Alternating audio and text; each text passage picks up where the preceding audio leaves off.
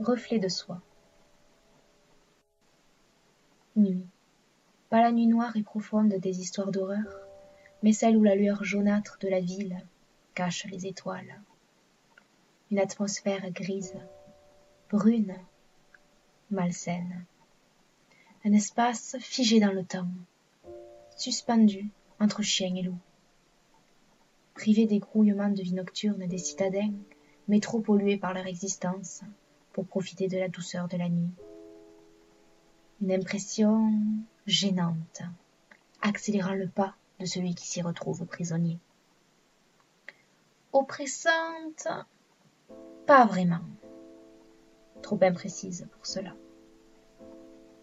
Impalpable, indéfinissable. Un monde où les limites entre bien et mal disparaissent au profit d'une seule chose, l'instinct. Quand survivre pourrait être la volonté première, quand vivre est un idéal, certains se laissent emporter, lâchent prise avec la réalité, se redécouvrent. En bien ou en mal, je ne saurais dire. Après tout, ici et maintenant, ces notions sont vides de sens. Mais en ont-elles jamais eu? Devant un miroir brisé, Victor était pensif. Il s'observait. Le teint fatigué, les cheveux plus en bataille que jamais, le regard lourd. Non, il n'était pas au mieux de sa forme, et l'excitation de la cavale était retombée depuis longtemps, le laissant creux, mort. 2 heures du mat. Les toilettes de bord d'autoroute étaient vides. Enfin, ce n'était pas comme s'il n'avait pas de quoi massacrer les gêneurs, et la crosse métallique de son arme était déjà assez dissuasive d'elle-même. Mais là, le calme. Assez pour que le bourdonnement d'un néon à la lueur blafarde emplisse l'air. Un bruit lourd, présent, dont les changements, à chaque vacillement de lumière, faisaient resserrer les mains de Victor contre la faïence noircie du lavabo. Seul. Il était seul. Libre en définitive. Et n'est-ce pas le rêve de tout homme? La liberté? Liberté chérie, que je t'écris des poèmes, que je te peins, que je t'admire, que je rêve de toi comme d'aucune autre. Car je t'aime, non, je t'adore, je t'adule. Pourtant, Victor et la liberté, c'est une histoire volcanique, digne des meilleurs films, ce qu'on sent goût de connaître, qu'on s'échange sous le manteau. Une romance dévorante, où la vraie liberté n'est possible qu'en y pariant sa propre liberté. Où partager sa passion force l'homme à fuir tous les flics de France pour se retrouver perdu au milieu de nulle part. Libre de créer, d'agir selon ses instincts, mais bien trop là pour s'y mettre. Dans ce tango avec la mort, ce flirt permanent avec le danger, serait-ce l'ennui le plus grand fléau?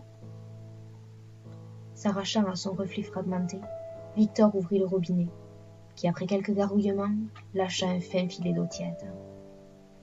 Passer la tête sous l'eau, ne plus penser durant quelques secondes.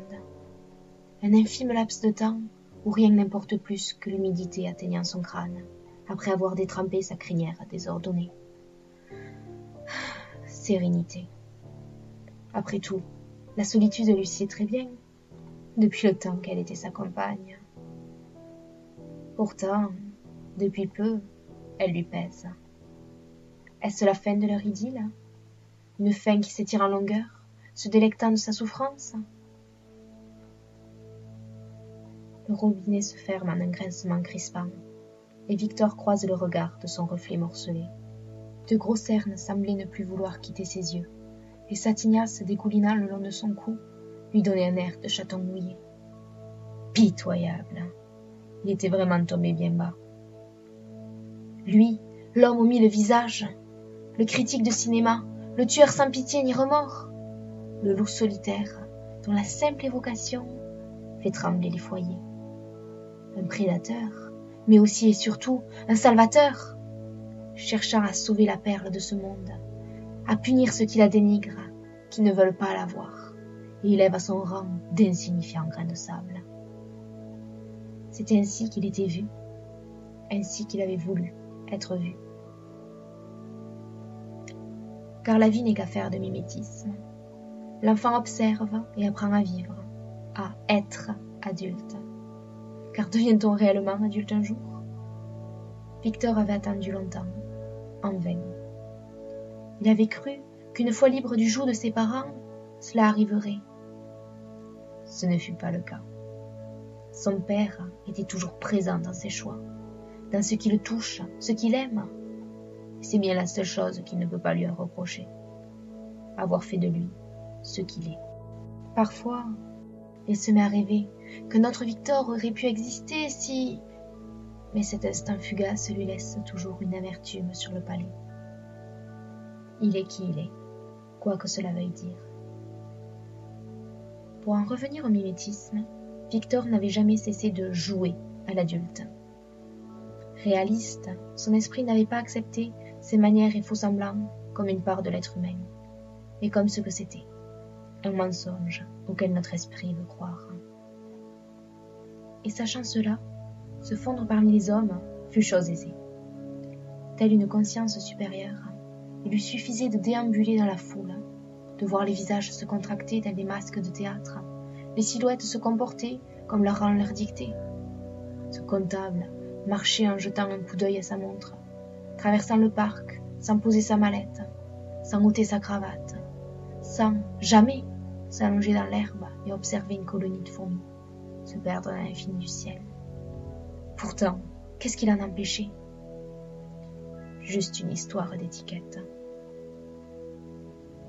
Une fois estampillé adulte, tu gagnes le droit de vote, mais tu t'ôtes la liberté. Enfant, tu en aurais cure, mais enfant disparaît bien trop vite. Alors, tu entres dans ton rôle. Tu le vis entièrement, car il est bien moins dur de regretter quelque chose si tu te caches qu'il t'a été arraché. Ton cerveau est bien fait, il te protège de la dure vérité. Alors, adulte, tu es. Sans cette vitale protection, Victor se sentait disparaître, se perdre dans son esprit. Si tout n'est qu'imitation, alors qui est-il vraiment? Comme les éclats de son image dans le miroir, Victor n'est pas une unique réalité. Bon acteur, s'étant entraîné toute une vie, il avait fini par se créer une multitude de facettes. Non pas un Victor, mais une infinité. Chacun étant le reflet de l'âme de son interlocuteur, de celui qui l'observe, qui le juge et se fait un avis sur lui dès le premier regard.